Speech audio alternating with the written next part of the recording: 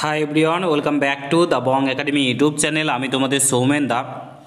আমি জানি গতকাল থেকে তোমাদের বর্তমান অবস্থা কেমন চলছে, প্রত্যেকেরই পড়াশোনাতে মন নেই, একদমই জানি, ডিমোটিভেট ফিল করছো। বাট আজকে আমি ভিডিওটা করতে এই কারণেই বাধ্য হচ্ছি, রাজ্য সরকার তোমাদের সাথে কিভাবে খেলছে, তোমাদের সঙ্গে কিভাবে খেলছে এবং কী রকম রাজনীতি করছে সেই বিষয়টা আজকে তুলে ধরতে চলেছি। তাহলেই তোমরা বুঝতে পারবে কেন ওবিসি কেস রাজ্য সরকার মেটাতে চাইছে না, কেন রাজ্য সরকার তোমাদের ডাব্লিউবিপি কনস্টেবল, কেপি কনস্টেবল বলো, ডাব্লিউবিপি এসআই বলো, এক্সামগুলো কেন নিতে চাইছে না, কিংবা রেজাল্টগুলো কেন প্রকাশিত করতে চাইছে না, তার খুলাসা তোমাদেরকে আজকের এই ভিডিওতে করব।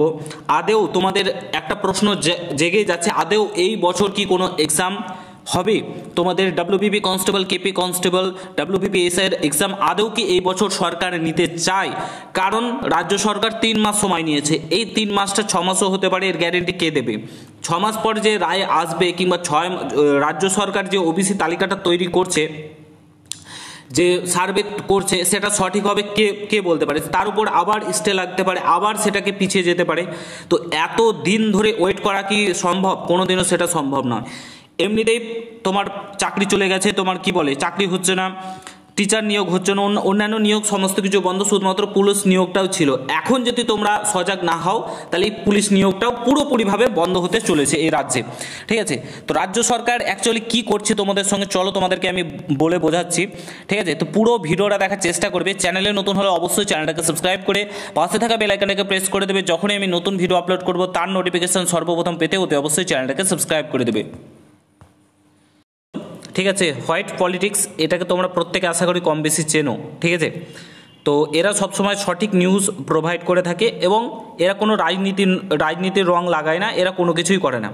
ঠিক আছে, তো কথাটা এখান থেকে বোঝার চেষ্টা করো। ঠিক আছে, রাজ্য সরকার সমস্ত কিছু জানে, রাজ্য সরকারের উকিলও সমস্ত কিছু জানে, এগুলো কোনো ব্যাপারই না। যে সময়টা 3 মাস নিয়েছে, এখানে ভালো করে দেখো।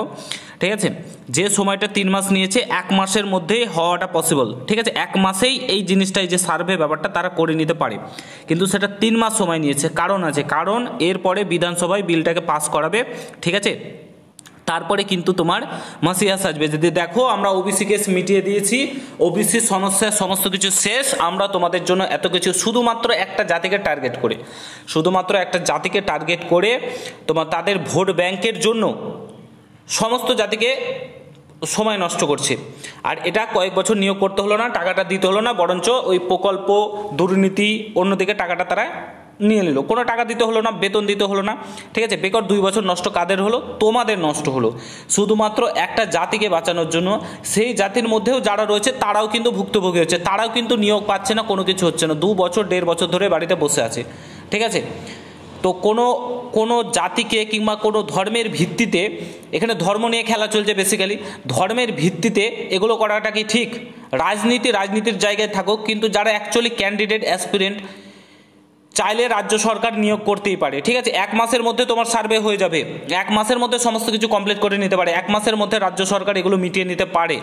তাছাড়াও না মেটালেও তোমাদের এক্সামগুলো কন্ডাক্ট করাতেই পারে, কিন্তু করাবে না, কারণ তাদের ভোট ব্যাংক নষ্ট হবে। ঠিক আছে, রাজ্য সরকার 12 লক্ষ ওবিসি বাতিল, এটা কিন্তু মেনে নিয়েছে। রাজ্য সরকারের ওবিসি বাতিল, ওবিসিতে ভুল ছিল, সেটা রাজ্য সরকার মেনে নিয়েছে স্পষ্টত। এটা থেকে সার্ভের যে সময় চেয়েছে, সেখান থেকে বোঝা যাচ্ছে 12 লক্ষ ওবিসি বাতিল, সেটা তারা মেনে নিয়েছে। তাহলে কেন সুপ্রিম কোর্টে আজকে রাজ্য সরকার গেল? প্রশ্ন একটাই, রাজ্য সরকার কেন সুপ্রিম কোর্টে গেল? যাওয়ার কি ছিল? যদি তারা জানতেই পেরেছিল যে এটা সম্পূর্ণ ভুল, তারা ভুলভাবে ওবিসি সার্টিফিকেটে দিয়েছে, তাহলে রাজ্য সরকার আজকে সুপ্রিম কোর্টে যাওয়ার প্রয়োজন ছিল কেন? প্রশ্ন এটাই আমাদের। সুপ্রিম কোর্টে যেতে হতো না, সার্ভেটা আগে থেকে, যখন কলকাতা হাইকোর্ট রায় দিয়েছিল, সার্ভেটা সেই দিন থেকে শুরু করতো, তাহলে এতদিনে সমস্ত কিছু কমপ্লিট হয়ে এক্সামগুলো কন্ডাক্ট করাতে পারতো। এই ব্যাপারটা বোঝা উচিত। রাজ্য সরকার কিভাবে নিয়োগ আটকে রাখছে তোমরা জাস্ট একবার দেখো। রাজ্য সরকার সমস্ত কিছু জানতো এবং সমস্ত কিছু জানে, সমস্ত কিছু বোঝে, ওরা অত বোকা না, তোমাদেরকে বুঝতে হবে। শুধুমাত্র ভোট ব্যাংকের লোভে এগুলো করেছে, তোমাদেরকে যাতে নিয়োগ না দিতে হয়, চাকরি করলে তোমাদেরকে বেতন প্রোভাইড করতে হবে, তার জন্য এটা করেছে। কলকাতা হাইকোর্ট রায় দেওয়ার পর তাদের সুপ্রিম কোর্টে যাওয়ার প্রয়োজন ছিল না, তারা সার্ভে করে পুনরায় যদি 76টা উপজাতির মধ্যে যাদেরকে অ্যাড করার তাদেরকে অ্যাড করতে পারতো, যারা অ্যাকচুয়ালি ওবিসি না তাদেরকে বাদ দিতে পারতো। কিন্তু সুপ্রিম কোর্টে গেছে, টাইম নষ্ট করেছে, সময় নষ্ট করেছে।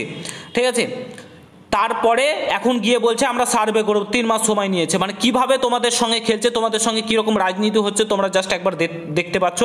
নতুন করে ওবিসি সমীক্ষা করতে চাইছে রাজ্য, সুপ্রিম কোর্টকে জানালো, ঠিক আছে। কেন সুপ্রিম কোর্টকে জানাতে গেল, সুপ্রিম কোর্টে কেন কেসটা নিয়ে গেল?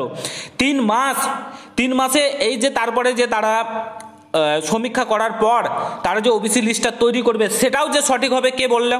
সেটাও সঠিক না হতে পারে। 3 মাসের জায়গায় এখন 6 মাস সময় নিতে পারে, 1 বছর সময় নিতে পারে, 4 বছর সময় নিতে পারে, 10 বছর সময় নিতে পারে। 10 বছর ছেলে মেয়ে বসে থাকবে।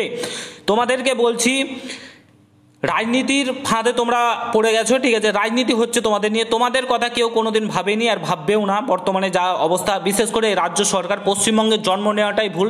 তার জন্য বলছি তোমাদেরকে, আমি একটা কথা স্পষ্টত বলছি, যদি জীবনে কিছু করতে চাও ভাই, এই ওয়েস্ট বেঙ্গলে বিশেষ করে এই সরকার যতদিন রয়েছে, ওয়েস্ট বেঙ্গলে কিছু পড়াশোনার পাশাপাশি হয় তুমি যদি পড়াশোনা করে চাকরি করতে চাও তাহলে সেন্ট্রালে শিফট করো, সেন্ট্রালের চাকরির দিকে নজর দাও। এসএসসিতে প্রত্যেক বছর নিয়োগ হয়, এখন রেলওয়েতে নিয়োগ হচ্ছে, ঠিক আছে, এগুলোতে ফোকাস করো। নয়তো তুমি যদি রাজ্য সরকারেরই চাকরি করতে চাও তাহলে তুমি একটা কাজ করো, তার সঙ্গে পড়াশোনা করো। নাহলে সারা জীবন তোমার বাবা যারা পুলিশের চাকরি করে, আমি জানি যারা ভিডিওটা দেখছেন বেশিরভাগই লোয়ার মিডিল ক্লাস ফ্যামিলি থেকে বিলং করে। পুলিশের চাকরি বেশিরভাগ তারাই করতে চায়, কারণ বড়লোক ফ্যামিলিরা পুলিশের চাকরি করতে চায় না। তো তাদের বর্তমান অবস্থা, বয়স শেষের দিকে, বর্তমান অবস্থা কোথায় গিয়ে দাঁড়িয়েছে তোমরা বুঝতে পারছো। তো তোমাদেরকে বলছি জাগার সময় হয়েছে, সঠিক সিদ্ধান্ত নাও। 26শে ভোট রয়েছে, ইলেকশন রয়েছে, সঠিক সিদ্ধান্ত নাও। এবং এই যে মাসিয়া সাজা বিধানসভায় বিল পাস করবে, এই করবে, তারপরে ভোট নেবে, কোনো একটা জাতিকে টার্গেট করে রাখবে যে তাদের ভোটটা নিতেই হবে, ঠিক আছে। এরকম না করে তোমরা তোমাদের পাওয়ারটা তোমরা দেখাবে। এখন তোমাদের কাজ পড়াশোনা, তার সঙ্গে কোনো একটা কাজে লিপ্ত হওয়া। এবং অনেক ক্যান্ডিডেট রয়েছে, বিশেষ করে WBP-KP যৌথ মঞ্চে, তারা কলকাতা হাইকোর্টে একটা পিটিশন ফাইল করেছে, ঠিক আছে। তাদেরকেও অনেক অসংখ্য ধন্যবাদ, তারা অনেক কাজ করছে, ঠিক আছে। তাদেরকেও সাপোর্ট করো, এটাই তোমাদেরকে বলবো, প্রত্যেকে তাদেরকে সাপোর্ট করো। যদি সেখান থেকে কোনো কিছু আসে, পজিটিভ দিক আসে, কলকাতা হাইকোর্ট কিছু বলে, তাহলে হয়তো তোমাদের এক্সামগুলো বাধ্য হয়ে রাজ্য সরকার করাতে পারে, ঠিক আছে। এইটুকুনি বলবো, প্রত্যেককে বলবো সজাগ থাকো, সতর্ক থাকো, পড়াশোনাটাকে বন্ধ করো না। কারণ তোমার বাবা মায়ের স্বপ্ন, তোমার স্বপ্নটাকে শেষ করে দিও না এই রাজ্য সরকারের ফাঁদে পড়ে। তোমাদেরকে বলবো পড়াশোনাটা কন্টিনিউ চালিয়ে যাও, এটাই বলবো। প্লাস তার সঙ্গে সঙ্গে কিছু একটা কাজ করো, নিজের হাত খরচা বার করো, বাড়িতে যেতে কিছু টাকা দিতে পারো এবং নিজে কাজ করতে। এরকম না বাইরে কাজ করতে চলে যাবে, এরকম একদমই করো না, ভুল করো না। এতদিন পরিশ্রম করে এসেছো, সেটা পুরোপুরি বিফলে চলে যাবে, এটা একদমই করো না। তোমাদেরকে বলবো তোমরা জাস্ট পড়াশোনা করো এবং বাড়িতে থেকেই আশেপাশে কোনো জায়গায় কিছু একটা কাজে লেগে পড়ো। আশা করি বুঝতে পারছো আমার কথাটা। তো মোটামুটি আমি ভিডিওটা এখানে সমাপ্ত করছি এবং রাজ্য সরকার কী করতে চাইছে সেটা তোমাদেরকে আমি বোঝাতে পেরেছি। যদি ভিডিওটা ভালো লাগে প্রত্যেকের সঙ্গে শেয়ার করো, চ্যানেলে নতুন হলে অবশ্যই সাবস্ক্রাইব করে যাও। দেখা হচ্ছে নতুন ভিডিওর সঙ্গে বন্ধুরা, এবং ভালো থেকো, সুস্থ থেকো, গুড বাই, জয় হিন্দ, বন্দে মাতরম।